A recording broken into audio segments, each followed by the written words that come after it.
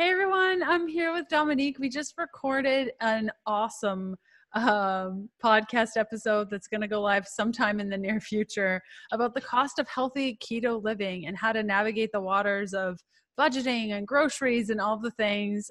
We recorded the video that will be live to our Keto Unlimited members. You can find out more by going to theketounlimited.com.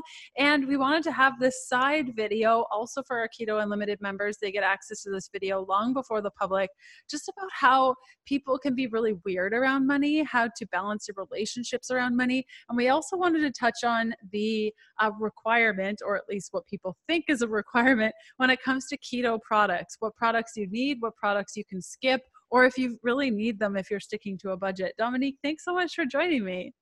You're welcome.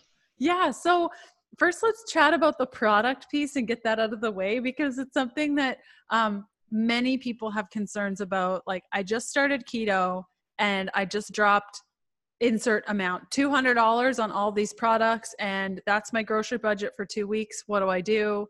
How do we navigate that?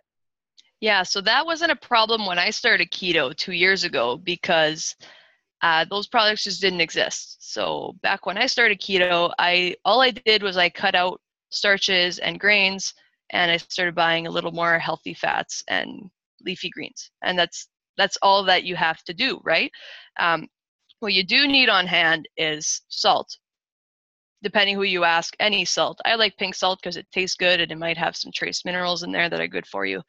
And perhaps a magnesium supplement. So I'm not a doctor here. I'm not going to give I'm not going to tell you what to do with your health here. Of approval. Yes, pink salt.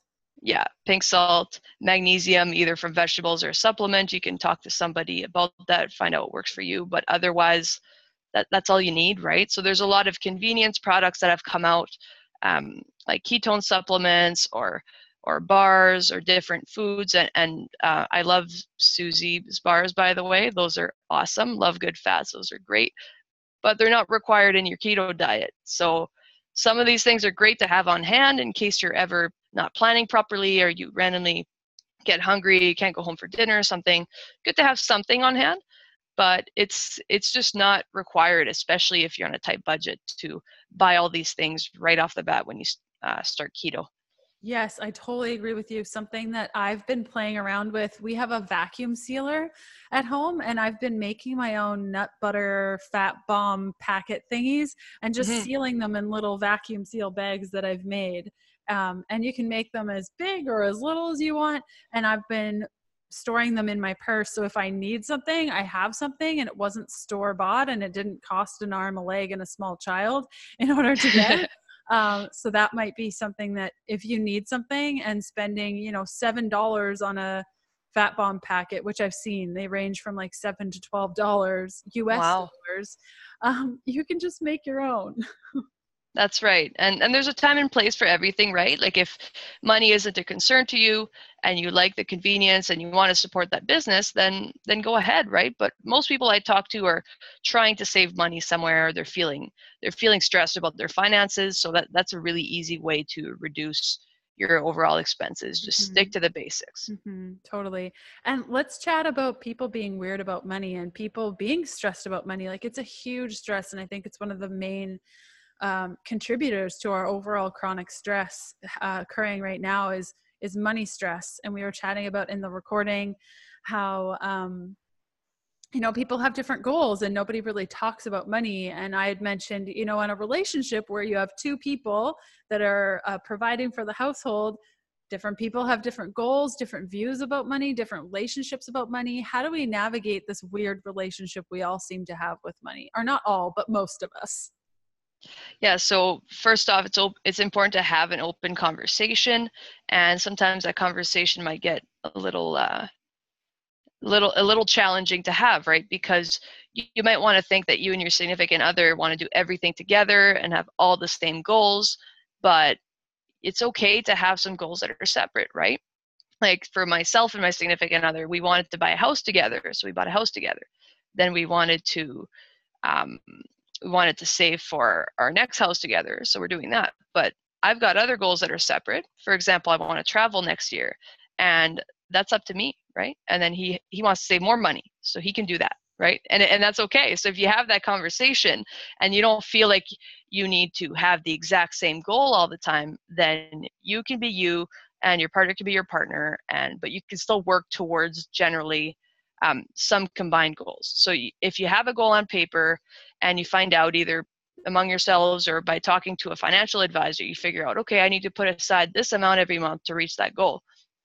Then the money that's left you can use on yourself.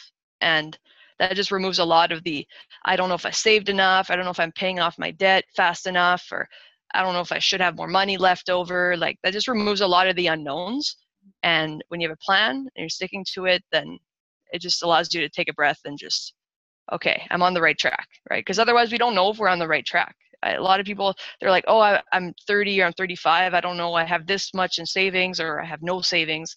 I don't know if I'm doing okay or not. And that's because they haven't looked at the numbers, right? They haven't talked to somebody about it, because nobody talks about it. Nobody talks about it. And if you do talk about it, everyone's weird about it. Like, we have some friends where we can be honest about money, but then it gets to the conversation where you can no longer be honest because people get weird about it. So it's like, it's a huge faux pas. Even family members, like parents and things.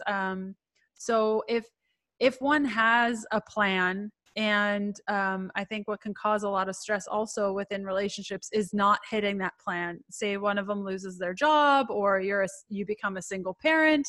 How does one adjust their budget and not totally stress out about it, or adjust their goals without, getting adrenal fatigue over it? Just make sure you're always reviewing your goals. And I mean, there's no one flat answer to that, but obviously your life changes, right? If you made a financial plan 5 years ago, it's going to be way different today because you want different things and you've accomplished different things. Or maybe you had a couple bumps along the road since 5 years ago when things didn't go as planned, but you need to review it at least once a year, right? And again, whether it's with a financial advisor or just sitting down by yourself and looking at your goals and say, okay, have I reached my goals? Am I on the way to my goals? And if not, where did I go wrong, right? And that's when you evaluate your spending. Am I spending too much on things that don't matter in my life? And that's what a lot of people are doing. And it's just so much easier nowadays. Like, a lot of people's parents are going to be like, oh, when I was your age, I saved way more. I didn't spend as much. And it's like, well, when you were my age, there weren't as many cool things to buy so easily on the internet and anywhere. Like, if I look at Amazon has one-click ordering. I just say I want that, and it's then scary. It comes to my door. It's really scary. I bought a computer monitor there, and it was just one click, and there went like a few $100s, and I was like, that's it? Oh, okay. And yeah, it's a little scary. And there's so many nice places to eat now, like so many. I don't know about other cities, but like our local food scene has been exploding. So many nice places to eat. So you feel like you should go more often, but you need to, check that in with your goals, right? So maybe based on your goals, you can eat out once a week with your significant other, or maybe it's once a month, right?